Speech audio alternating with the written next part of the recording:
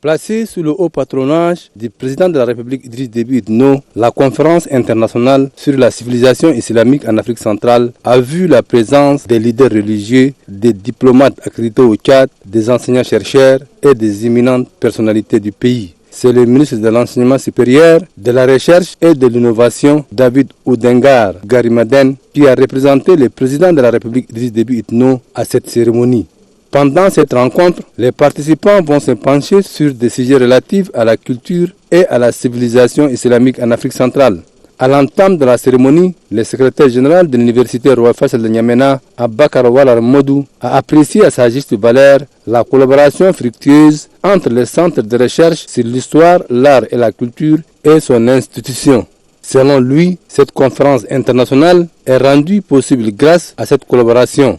Dans la même lancée, le vice-recteur de cette université, professeur Mohamed Saleh Ayoub, souligne que cette conférence a tout son sens car elle permet de renforcer davantage les connaissances des uns et des autres en matière de religion musulmane.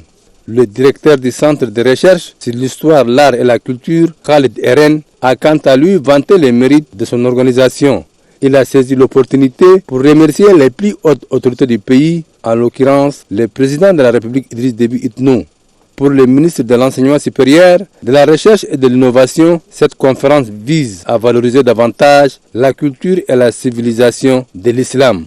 La civilisation islamique a fait son chemin dans nos espaces respectifs. Elle est une valeur immuable, car on ne peut évoquer la culture sans faire référence à la civilisation. La culture ou la civilisation est liée à nos vertus depuis notre histoire lointaine. Le monde entier a connu la civilisation islamique comme étant celle qui prône la paix et la cohésion dans nos sociétés. L'islam a toujours cultivé l'amour et le respect des autres, des valeurs intrinsèques à l'islam. Au cours de cette cérémonie, des attestations de reconnaissance ont été décernées aux 4 enseignants-chercheurs et au ministre de l'Enseignement supérieur, de la Recherche et de l'Innovation.